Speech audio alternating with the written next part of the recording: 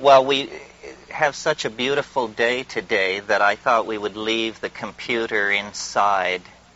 There's only so much of that kind of thing that you can put up with. And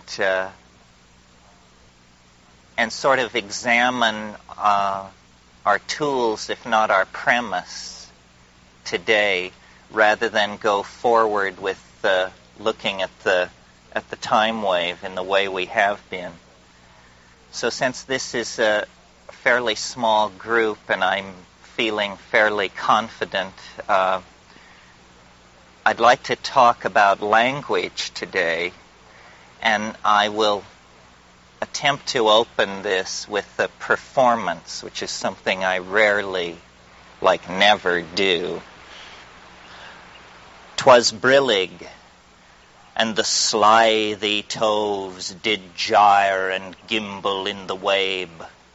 All mimsy were the borogoves, and the money raths outgrabe. Beware the jabberwock, my son, the jaws that bite, the claws that catch. Beware the jub-jub bird, and shun the Firmius bandersnatch. He took his vorpal sword in hand. Long time the maxome foe he sought. So rested he by the tum-tum tree, and stood a while in thought. And, as in uffish thought he stood, the jabberwock with eyes of flame came woofing through the tulgey wood, and burbled as it came. 1, 2, 1, 2, and through his vorpal blade went snicker-snack. He left it dead, and with its head he went galumphing back. And hast thou slain the jabberwock? Come to my arms, my beamish boy. Oh, frabjous day, callooh, calais, he chortled in his joy. 'Twas brillig, and the slithy toves did gyre and gimble in the wabe. All mimsy were the borogoves, and the money raths outgrabe.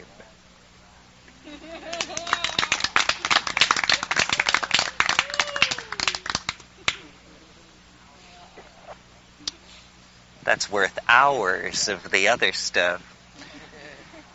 Well, I assume most of you recognize that as Lewis Carroll's Jabberwocky, which was an example of verbal intentionality and syntax overcoming absence of ascribed meaning.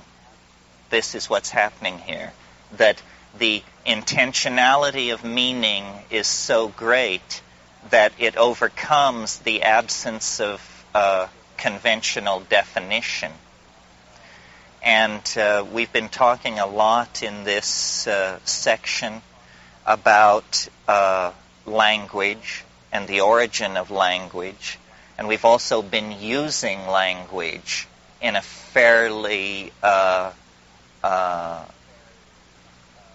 free and in some cases unusual and in some cases outrageous manner.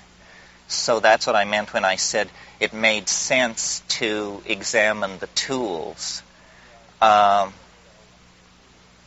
We are particularly neurologically outfitted for the production of small mouth noises, rapidly modulated small mouth noises.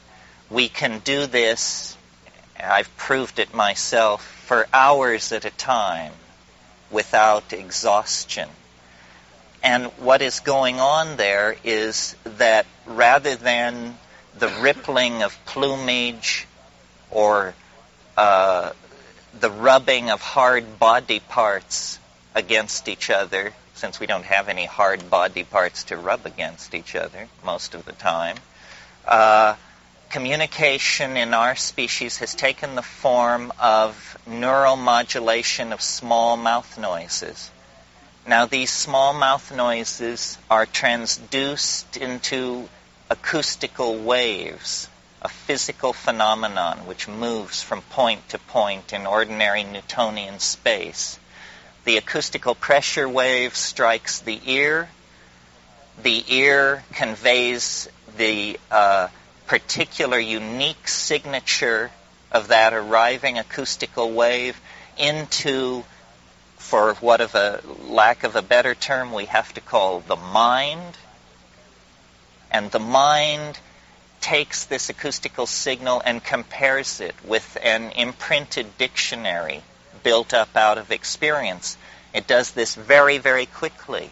The speed with which the dictionary is consulted and each arriving word is identified, its syntactical class understood, and its intentionality in the domain of meaning recognized is very, very rapid. It represents the most rapid sort of intellectual activity that we undertake as human beings. Thought is a similar phenomenon, but it is an interior dialogue, and God help us, let's hope we understand our thoughts better than what people say to us, because in the case of our thoughts, we are both the one communicating and the one communicated to. Language is this double-edged adaptation of the human animal. It is obviously a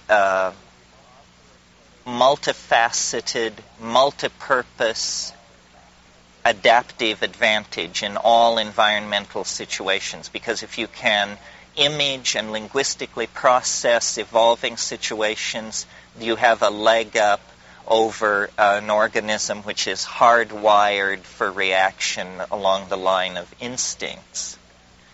Yet, in the domain of cognition, it's almost as though language has exceeded its usefulness, because someone said language was invented to lie. Well, perhaps that is too cynical, but certainly language obfuscates reality. It cannot help but do this. It does it in the following manner. A child born into what the psychologist William James called a blooming, buzzing confusion. A child born into the blooming, buzzing confusion attempts to isolate complexes of activity, complexes of color, sound, and tactility. And the nurturing parent provides names. This is a kitty. This is a bird. This is a blanket. What is happening here is that the blooming, buzzing confusion is slowly being tiled over by an interlocking and seamless set of names and syntactical structures, which literally then stand for reality. They stand for reality. So unless you're the kind of very fortunate person who speaks many, many languages fluently and has a sense of this relativity of the intent to communicate, you are barred from realizing the context dependency of your own language. And we all are like this. This impressed me very much in the Amazon, because the first time I went to the Amazon, I knew nothing about botany, and it appeared to me largely to be green. And when I returned some years later, having made a fairly thorough study of the taxonomic families of tropical plants, it was a vast, intricate, fascinating domain, because I had terms for all these exotic floral forms, leaf forms, seed expressions, morphology, you see. Nature nature's expression in the world of form is called its morphology. Morphology is the science of form. Well, form has, we tend to think of it as a Platonic concern. After all, aren't the forms somewhere in a Platonic hyperspace? Aren't they somehow above and beyond the machinations of language and perception? Well, they are if you're a Platonist. But when we look at natural form, the enterprise of science has been to attempt to describe natural form. This is essentially a program to be carried out within the domain of language. And this has been entirely overlooked by the philosophy of science, so far as I can tell. I mean, the world is not made of anti-mu mesons and quarks and photons and electromagnetic fields. Reality is made of words. Reality is made of symbolic interlocking linguisto-mathematical constructs. Everything beyond that is pure conjecture. I mean, this is what you learn in Philosophy 1, the relativity of knowing, the impossibility of actually nailing down the ontos of what is presented in the theater of perception through an exercise of epistemic knowing. It cannot be done. Brain cannot fully elucidate brain. There's a tautology there. So language is something that springs from the biological matrix and the neurological matrix within us. And its the major theme of its siren song to us is that it allows us to know the world and to communicate it. Well, the truth is it does allow us to know the world to some degree, and it does allow us to communicate about it. But a price is paid at every step of the way. First of all, because we are concrescent entities of feeling. This is Alfred North Whitehead. We are concrescent entities of feeling, yet our language prepares us to describe a world of three-dimensional spatial relationships between solid objects. So it is not true to the perceiver, you see. There is a kind of break of faith with the world. Language betrays. Language betrays in order to mean. You know, Archibald MacLeish said a poem should not mean but be. And this is a reasonable statement of a poetic, but it is not a basis for a theory of communication.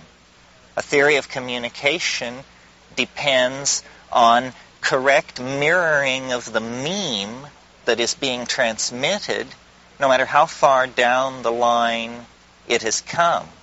Well, we talked in earlier sessions about the impact of biogenically active and psychoactive amines in diet, specifically in the diet of early hominids in Africa, suggesting that the catalysis of neurological development that has gone on over the last million years in the human species was catalyzed by what was at first a random exposure to these things, then a deepening exposure brought on by the consequent synergy of increased visual acuity. In other words, some of these biogenic amines were conferring increased visual acuity, and this was shifting the reproductive mathematics in the direction of those individuals that were allowing this psychoactive substance, I mean, let's be frank about it, into the diet. Then later we saw that sexual arousal was also a concomitant to admitting this item into the diet, and at higher doses and deeper exposures, a deepening sense of what we can call, without defining, the other. The other. I read recently an interesting paper called The Felt Presence of the Other in Unusual Environments. And it was an article about the kind of hysteria which overtakes people lost in the wilderness, the sense that they are being stalked or followed or observed. And in its mildest form, I'm sure we all have experienced this. It's the sense of being observed when you know you're alone in the wilderness. We seem to be, we have very strong fight or flight hard wiring in the organism.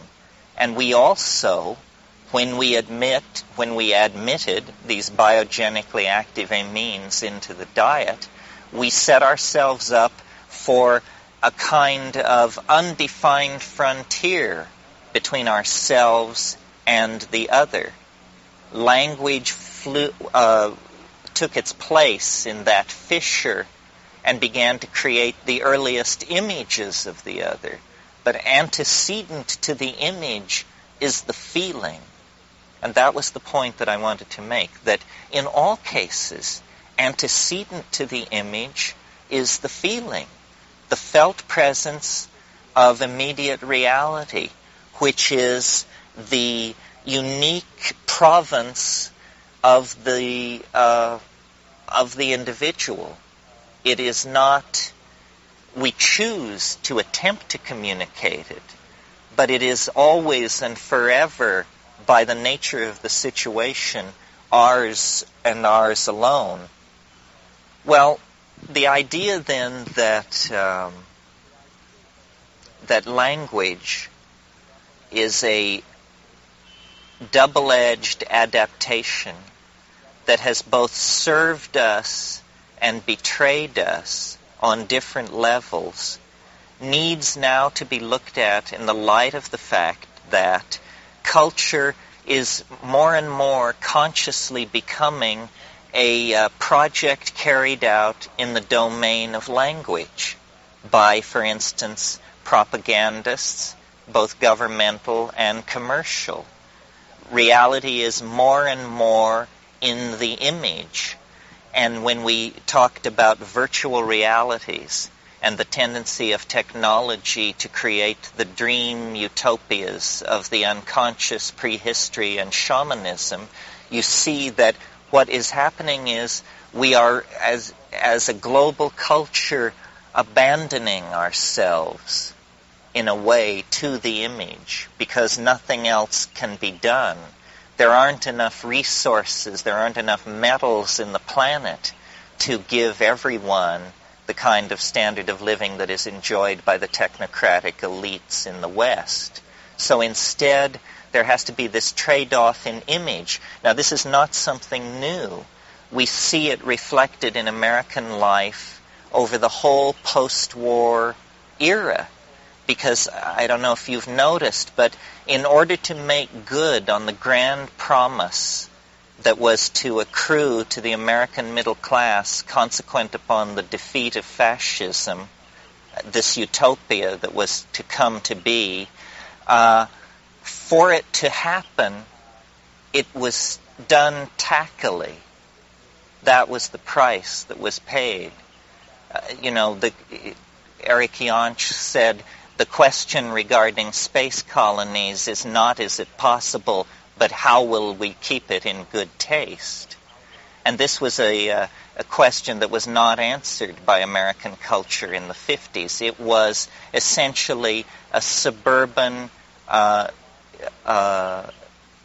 modular housing, modular products, modular values, modular lifestyle paradise that was sold as the consequences of the completion of the American dream.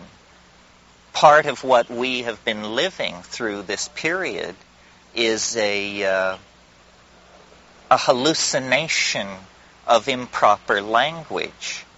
I mean, now, because of the changes going on in the Soviet Union, the fiction of our this implacable enemy bent on putting a tank on every street corner in the world is now exposed as a cultural illusion, a fiction. And I'm not entirely persuaded that it was simply all a horrible misunderstanding.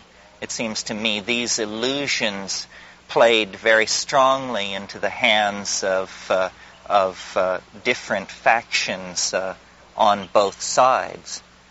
Political realism is also a coming to grips with language. You know, the French sociologist Jacques Ellul said, there are no political solutions. There are only technological ones. The rest is propaganda. Well, this, people howl to the high heavens. But in fact, ideology, which is a kind of street corner form of metaphysics, ideology has been just a pervasive cancer on the Western mind ever since the burning of Eleusis. I mean, we just can't get enough of it. And, we may look with horror on the funeral of the Imam, but believe me, in the history of Western civilization, there have been scenes go down that make that look like child's play. Recall to you, just as an example, the Albigensian Crusade, when in order to stamp out a heresy, the Inquisition was turned loose in southern France, and the professional killer who was put in charge of this operation was a career man named Simon de Montfort. And his lieutenants came to him at one point in this campaign and said, we have the city surrounded. We're laying siege to, I believe it was Carcassonne. And they said, but there are 7,000 Catholics within the walls. He said, kill everybody. God will recognize his own. So, the 20th century has not cornered the market on the ways in which language can distort and is used for political purposes to distort reality. A very poignant example of that I've personally had to deal with is a lot of my work in the Amazon has been in an area of the Colombian Amazon called the Lower Putumayo. And I venture very few people here this afternoon have any association to the Lower Putumayo. But in fact, British banks, with the collusion of Peruvian ruling families in the early years of this century, created a mini Holocaust in the Peruvian, it was then Peru, in the Peruvian Amazon, in the pursuit of rubber. And what this was about was going into these tribal areas and showing these people how to collect wild rubber, and then telling them, you bring in this much. The first time you don't bring in this much, we remove the soles of your feet with a machete. The second time you don't bring in this much, we kill you. And 45,000 Indians were exterminated in the Colombian Putumayo. Going there years after this atrocity, I was amazed to see the lingering effects of the misuse of language. The Colombians, who were not politically associated with this, later in the 30s it was ceded to Peru, refer to it as the devil's paradise. And the idea is that savages, note this word, savages, are savage, and therefore we must be more savage. In other words, pre-literate culture is taken as an excuse for the rise of the beast in the colonizer. And this is entirely done, how this trick is done is through the misuse and abuse of language, where civilization is what is being brought to these people, even though what appears to be being brought to them is the institution of prostitution, social diseases, slavery, madness, and death. But in fact, no, that isn't it. It's civilization. It's a set of reasonable values. Well, the consequences of working out the reasonable values that were exported into the colonial world throughout the 18th and 19th century, the consequence of that is the appalling contradiction presented by modernity, where the major portion of real wealth of great nations is shoveled into a standing crop of weaponry which had better never be used, because if it is used, it spells Armageddon. If it's not used, it's simply the worst investment anybody ever dreamed up. So this kind of betrayal of language and use of scapegoats, see, that's what was happening with the United States vis-a-vis the Soviet Union. The scapegoat, the godless communist. It's what was happening in the Putumayo between the rubber barons and the Indians they were exploiting. They thought they were civilizing them. So the imaging of the world gives permission for various kinds of relationships to it. And people never question. You know, once they pledge allegiance to a given linguistic model of reality, then that absolves all necessity for further thought. This is what Goebbels understood so perfectly. You repeat and you repeat and you repeat, and then when people ask themselves in the privacy of their own mind the moral question, your answer is on the surface, waiting to be heard. Goebbels was the first person to create a system where, sitting in an office in Berlin, he could throw a switch and speak to the German people. And this McLuhan talked a lot about this, the notion of the creation of the public. What is the public? It's something that comes out of print culture. It's post-medieval. It's a phenomenon that can only exist in the presence of newspapers, essentially. That's what gave it its boost. And the public is a very different thing from the democratic notion of the people. Because the public is this body of quote-unquote informed opinion. But this informed opinion is tremendously subject to whim, pressure, propaganda, and distortion. I mean, I don't know how many of you have been following because we're so isolated here, but what is going on in China is right now totally Orwellian. Films are being watched in darkened rooms, people identified, dragged forward, forced to recant whatever accounts they gave of the violence.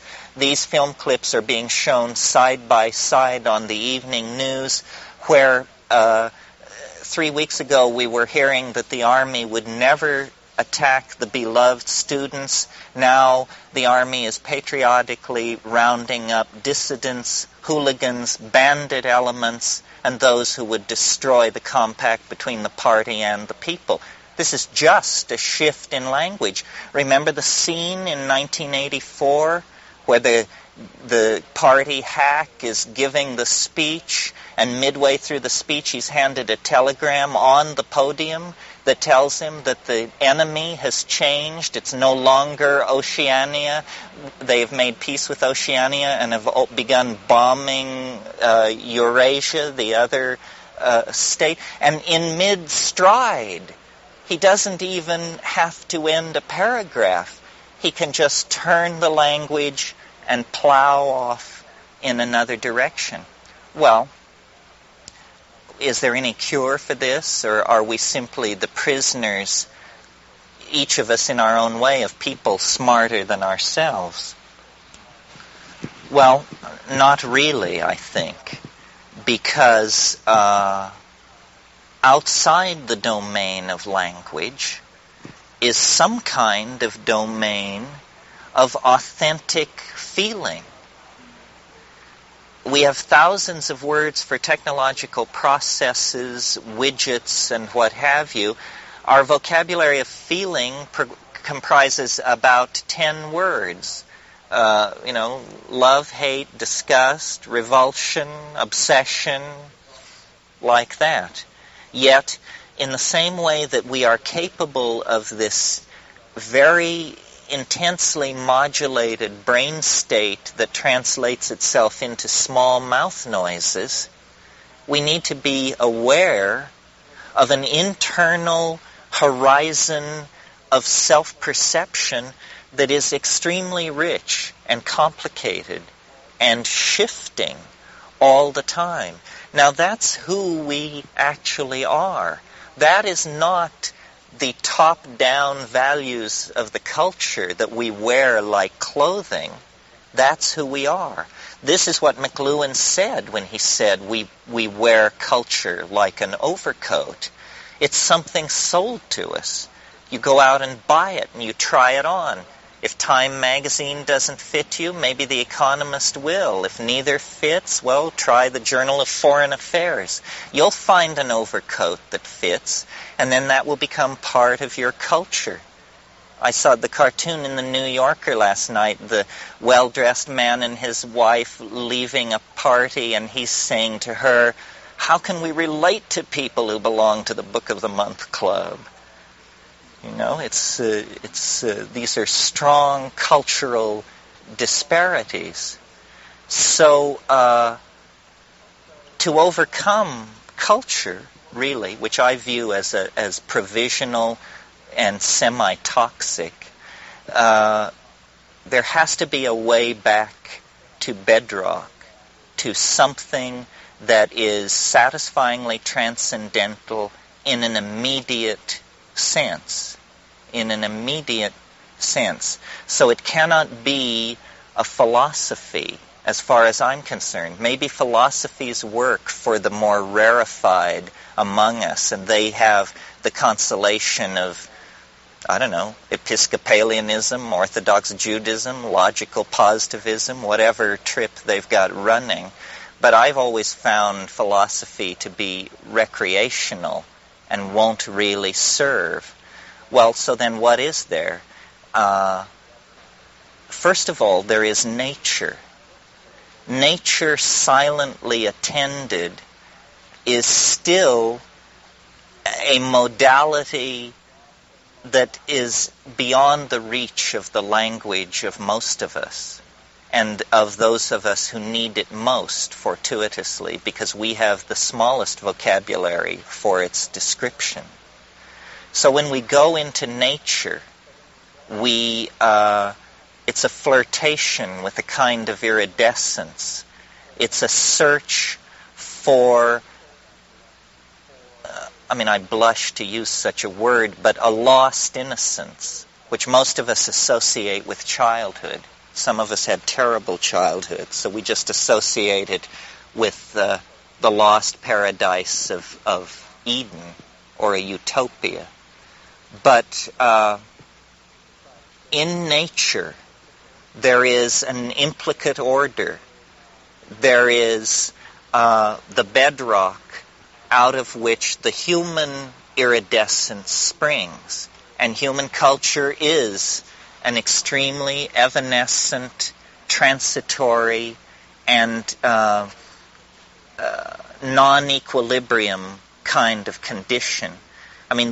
The pulse beat of this planet is measured in millions of years. Culture is a phenomenon of the last 40,000 years, and that's generous.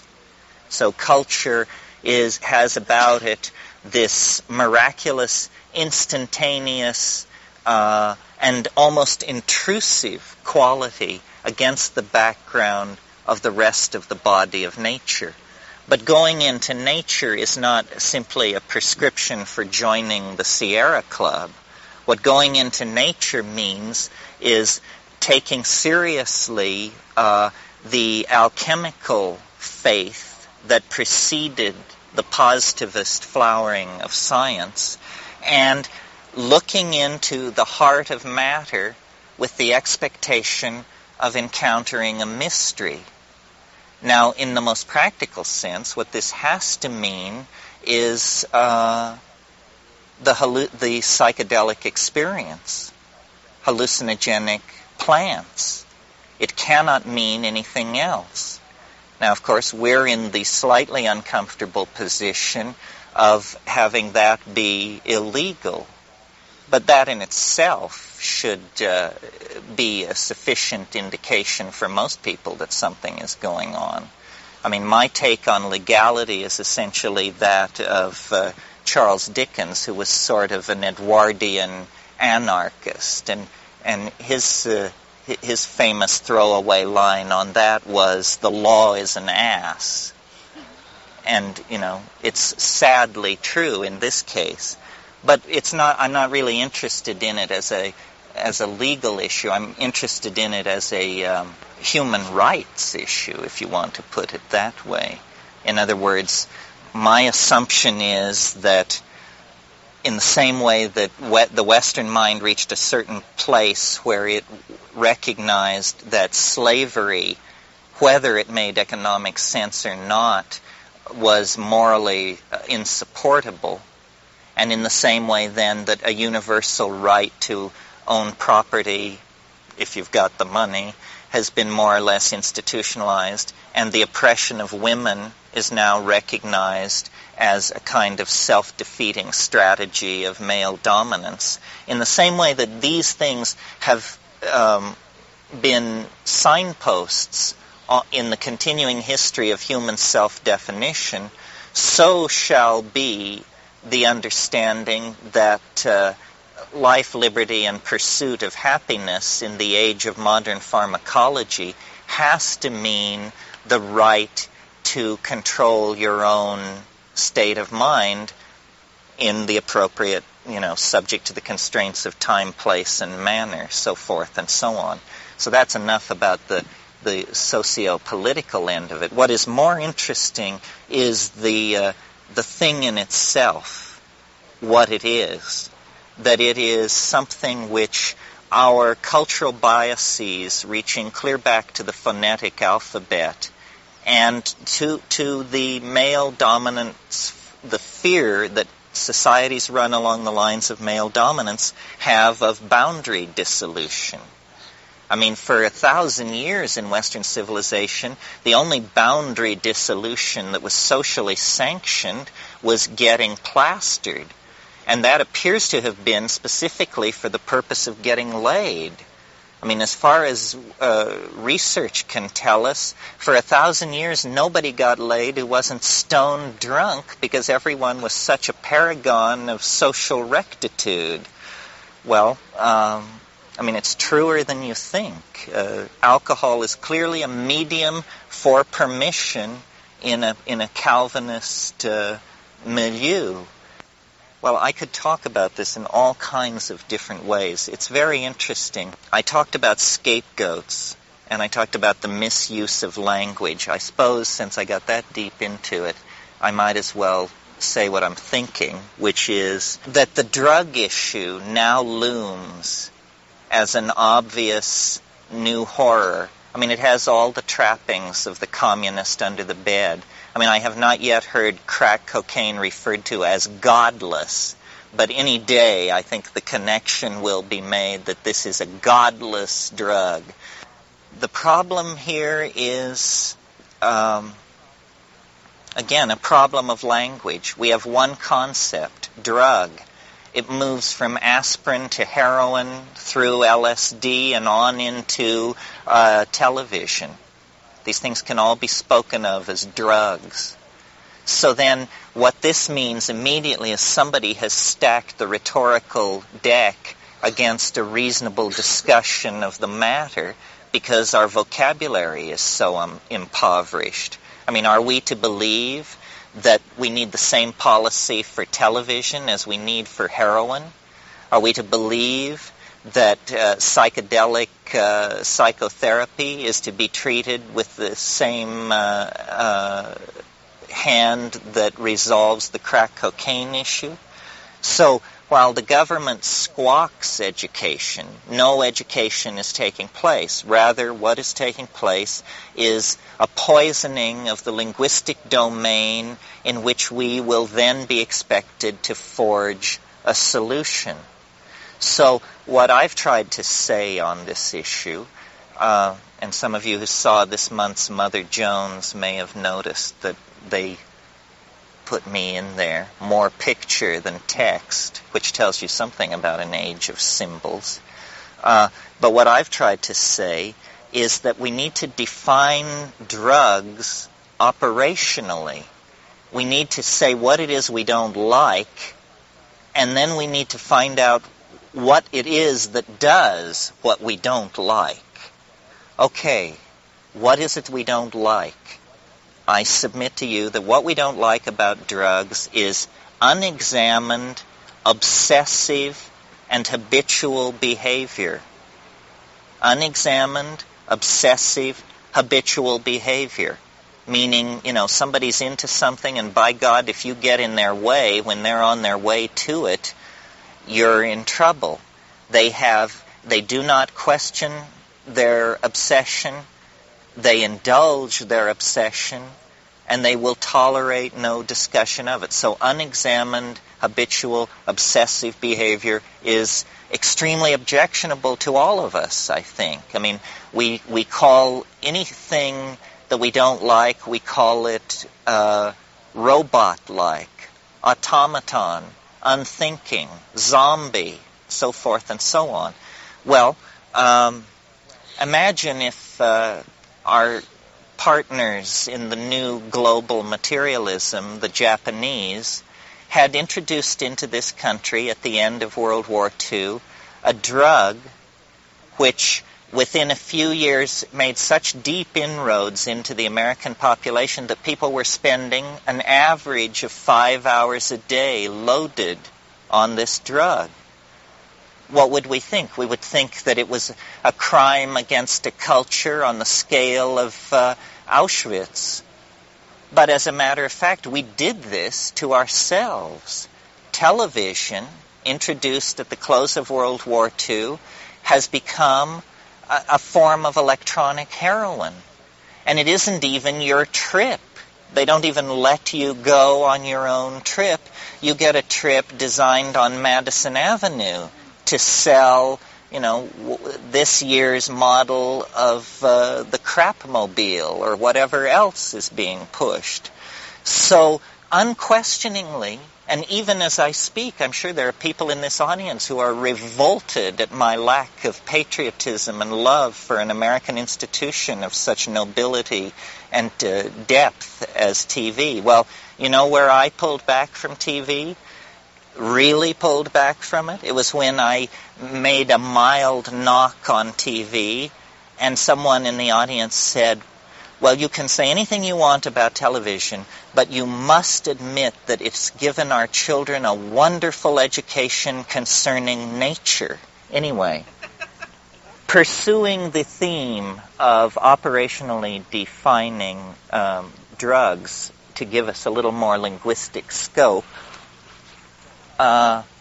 psychedelics, in contrast to television and heroin, dissolve habitual patterns of activity and promote examination of motives and allow a restructuring of habit.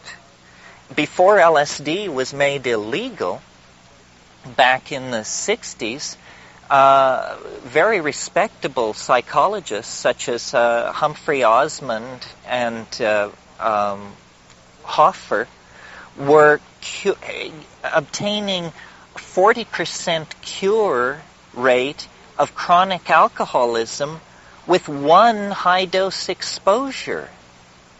Well, now understand, this doesn't mean that LSD is a cure for alcoholism. I mean, if you think that, you don't know anything about how drugs work.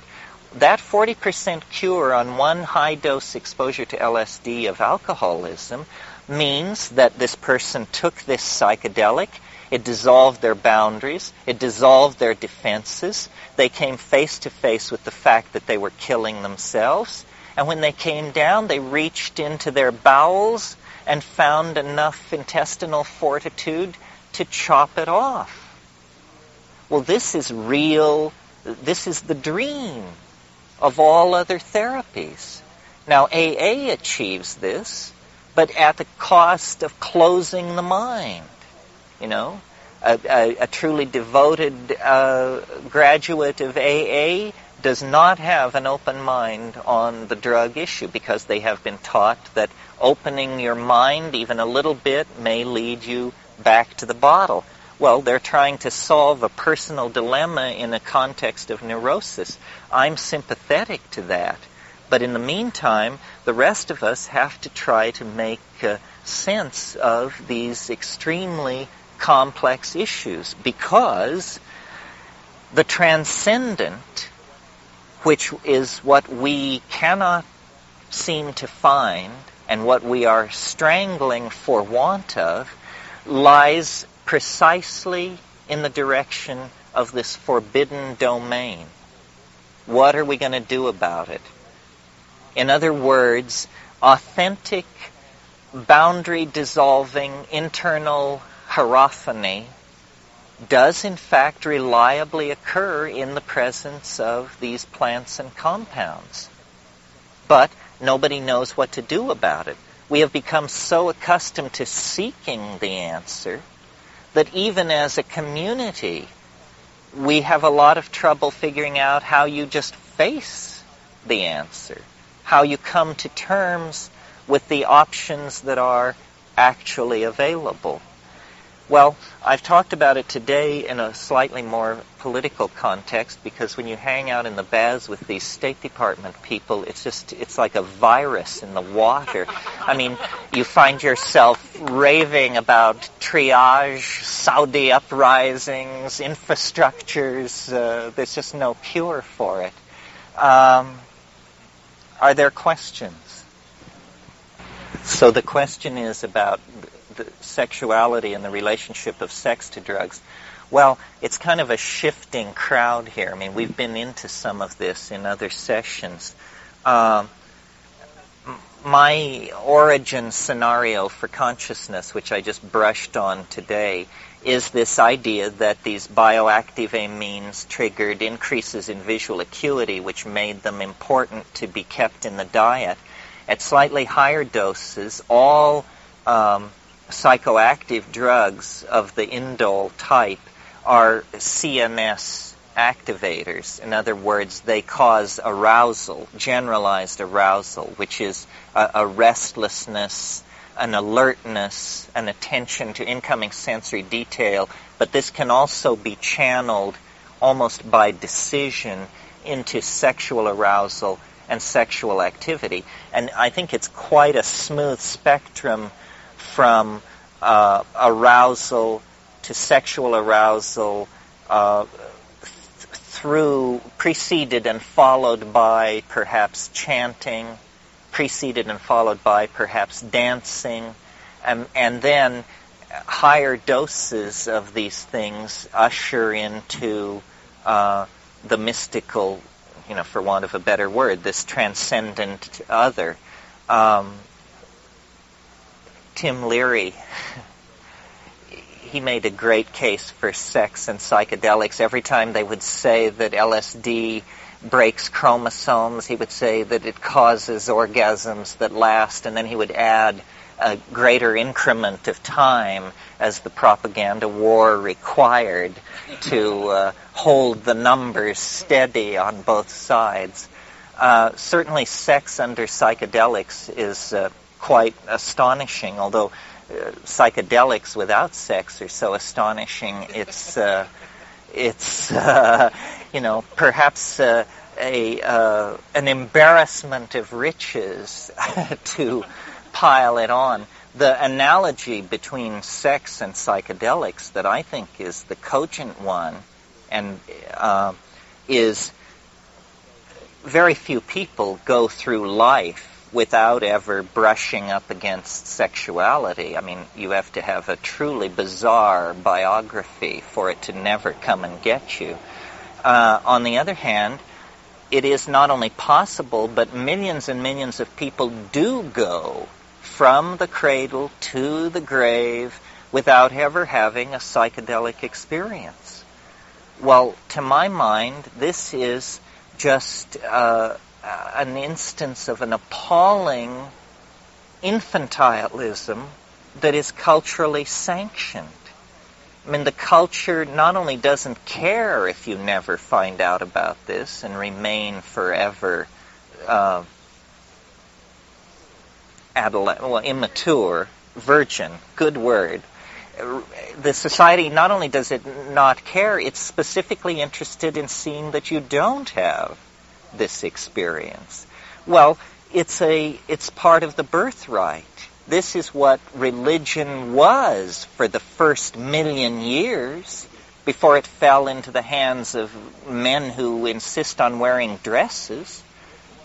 You know, it was the celebration of an ecstatic reality that could be coaxed out of a magical relationship with nature. I mean, and it's still there. The portals are still there. Your RS-232 outlet into hyperspace is still in place, even though, you know, nobody's may have plugged in your family line since Alaric burned Eleusis. Nevertheless, the hard wiring is there, the self-recognition.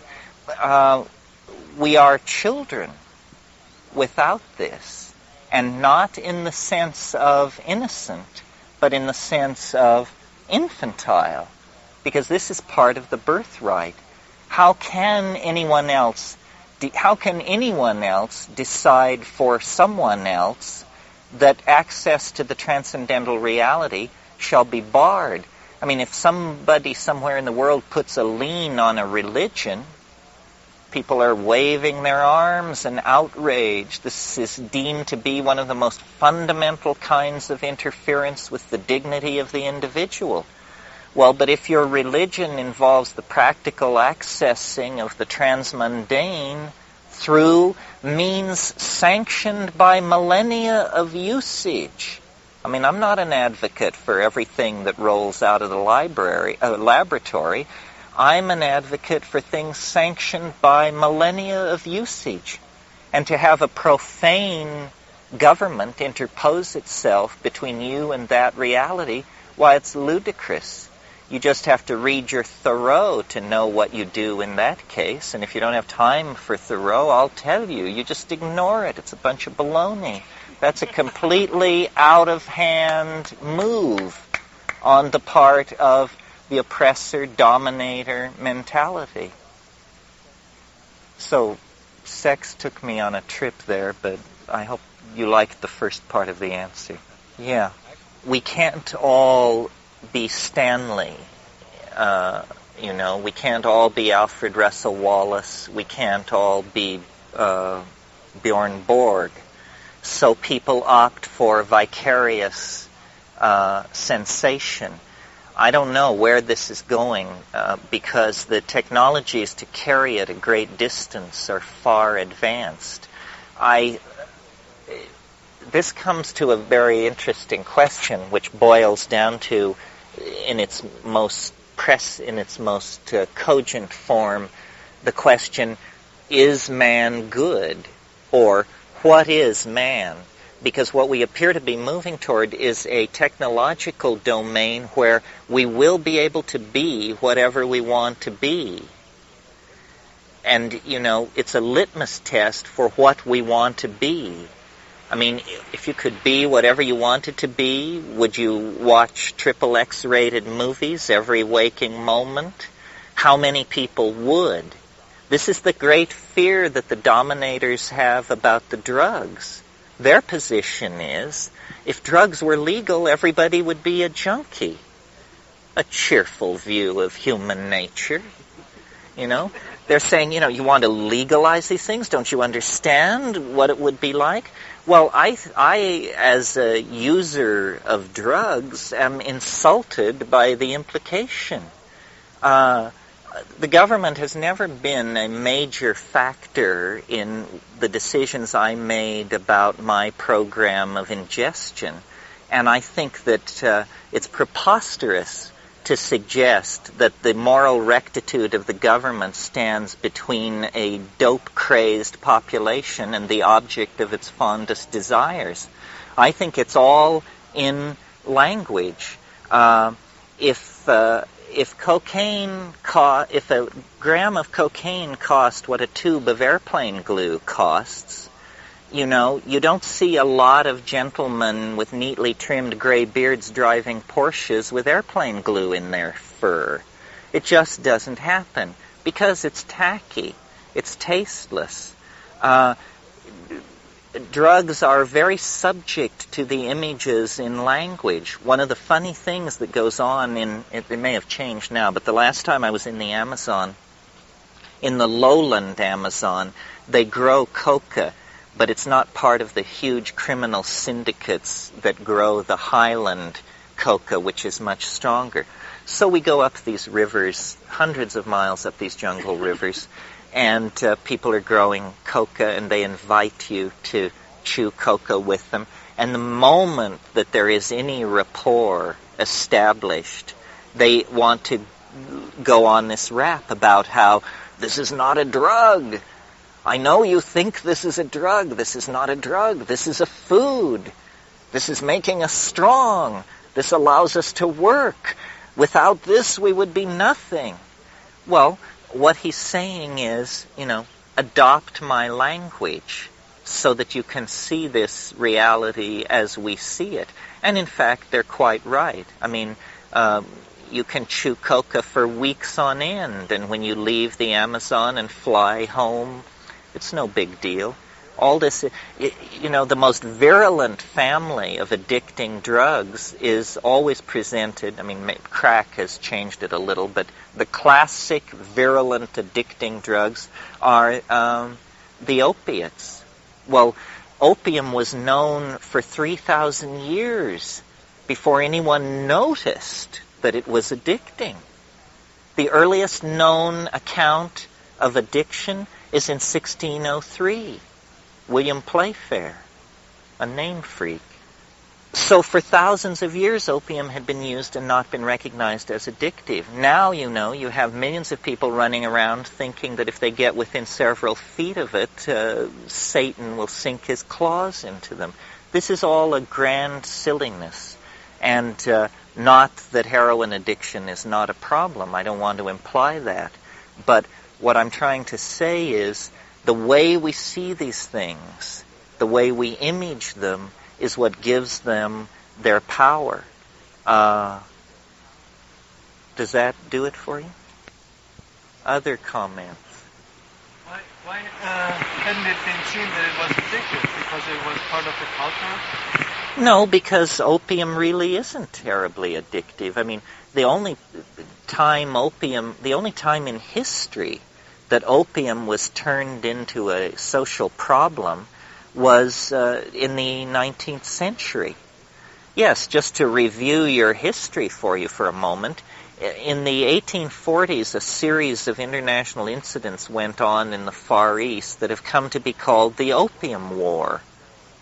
Well, what was the Opium War about?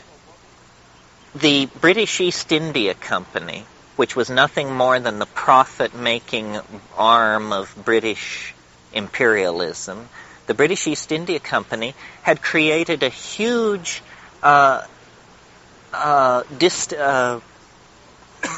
distribution system for tea. Tea was grown in Ceylon, and they had very advanced ships for that time, over 200 of them, and they had they had facilities from Aden and Port Said, and all of this was maintained at great expense for the tea trade. Well, they were so efficient at producing tea that they created an economic collapse of tea around 1840. So the board of directors of the British India Company got together, and they said, we have all these ships, tea is worth nothing, what are we going to do? And then someone said, well, why don't we grow opium in Goa, which is in India, south of Bombay, on the west coast of India. Why don't we grow opium in Bombay and we'll sell it in China? And they said, well, that's a good idea. What does the Chinese government think about this? So they inquired, and the Chinese government told them to get lost, that they weren't interested in having raw opium sold at dockside by British traders in Chinese cities. Well, they went back to the Foreign Office, and the wheels turned, and gunboat diplomacy was used to force the Chinese to open their doors to opium. Opium had been known in China for thousands of years as an obscure item in the materia medica, but it had never been a social vice. From 1840 on, tens of thousands of tons of opium at rock-bottom prices were unloaded, produced by Indian cheap labor at immense profit to the East India Company, and unloaded in China. So, we think that governments, this stance of being the keeper of moral values that is affected by government in the so-called drug war, is just another convenient foil, because when it suits government's purpose, it deals dope. Certainly, the cocaine trade could only exist with the connivance of the Central Intelligence Agency. I mean, if you don't believe that, you don't understand how it works out there, because it's just as plain as the nose on your face. I mean, where do you get $500 million in a hurry if you've got to outfit a rebel army and topple a democratic socialist government somewhere? Well, the only place you get $500 million, or $100 million even in a hurry, is you take a flyer on drugs. The original cocaine epidemic was practically promoted by the media because coke was thought to be this rather fashionable little upper. It wasn't until people had been doing it for 5 or 6 years and exhibiting signs of madness, breakdown, and physical dissolution of the middle of their face that people began to catch on that it's not such a good thing. And then, of course, crack cocaine, that was not hatched by the agency. That was just the perverseness of human ingenuity that could take a problem and turn it into a real problem. Remember the great heroin epidemics of the past after the Vietnam War? Well, you should look at the police statistics on crack. Looking at the statistics as they now stand, it's like there were no drugs before crack. Crime levels were so low relative to what they are now. Burglaries, assaults were so rare. And yet, when those events were going on, the great heroin epidemic of the 1970s and so forth, we were asked to believe, that society was being ripped apart at the seams. So it's all very relative, and it's all according to who it serves. Does it have an affinity to ordinary brain chemistry? In other words, drugs, you don't want it to be invasive. You don't want it to insult the brain. You don't want to insult the brain physically with a toxin. Well, how do you tell? Well, a very good way to tell is to ask the question, how long does a drug last? A drug that lasts 14 hours is clearly more invasive and more toxic than a drug that lasts 2 hours, because what this turnaround time to get back to the baseline of consciousness is a indicator of is how much affinity enzyme systems already present in the brain have for the incoming substance, and to what degree they recognize it, can deanimate it, dealkylate it, and turn it into harmless and excretable byproducts. So you want a drug that is that very quickly returns you to the baseline of consciousness, and there should be no hangover, no residuum. This is why alcohol is obviously, people feel like danced on something or other the next day, because this is a systemic poison, And so that's the first criteria. How close an affinity to neurotransmitters and neuroregulators does it have? Another consideration is it synthetic or natural?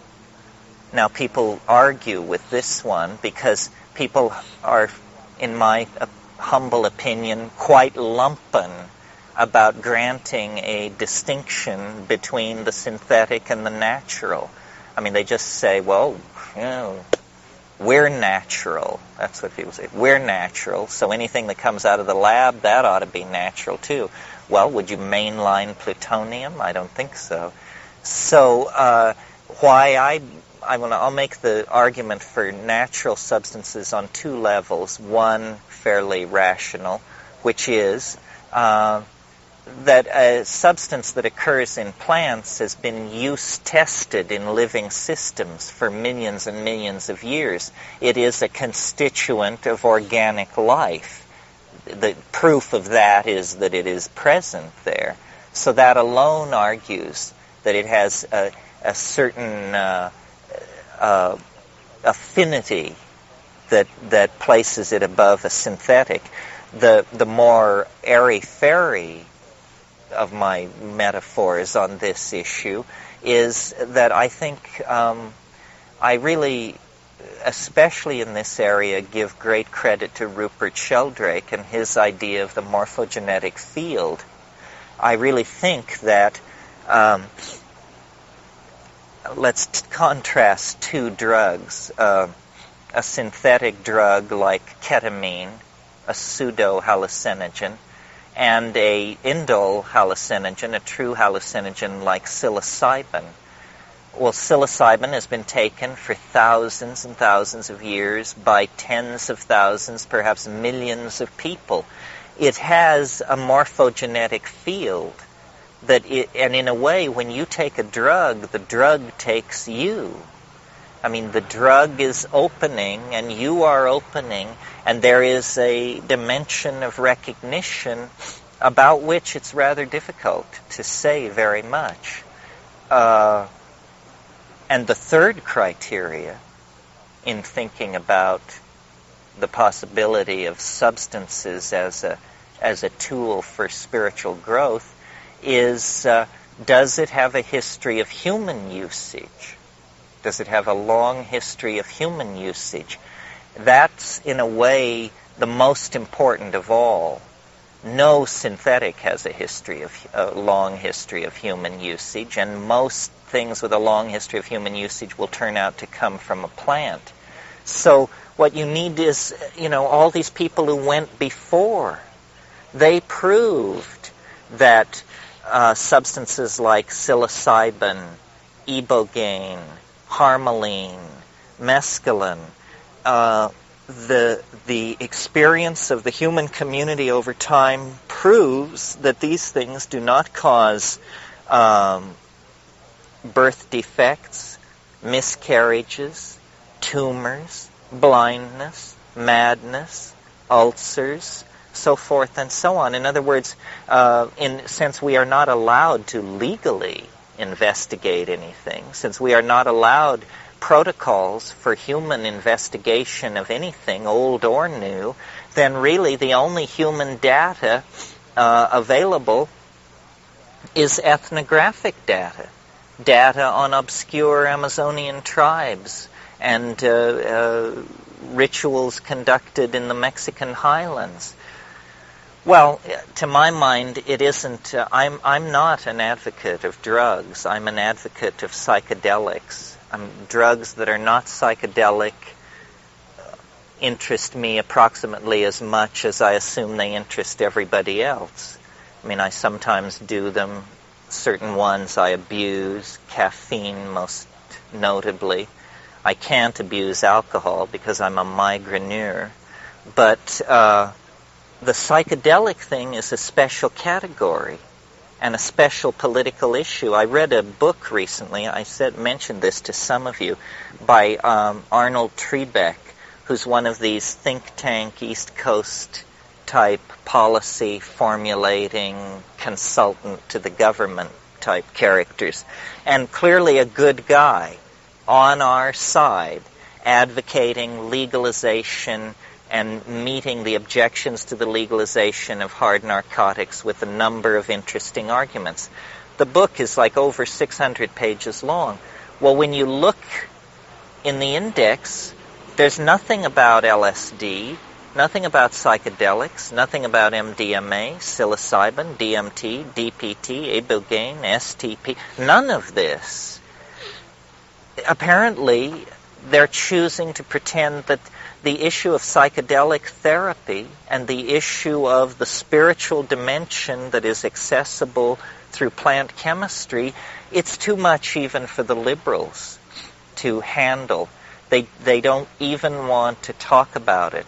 They want to reluctantly announce that they have lost the war on drugs, and then with great hand-wringing legalize these things with the sense that now this surely will trigger the end of Western civilization as we know it. There is no sense of a dimension of hope, opportunity, clinical breakthrough, nothing like that. Yeah.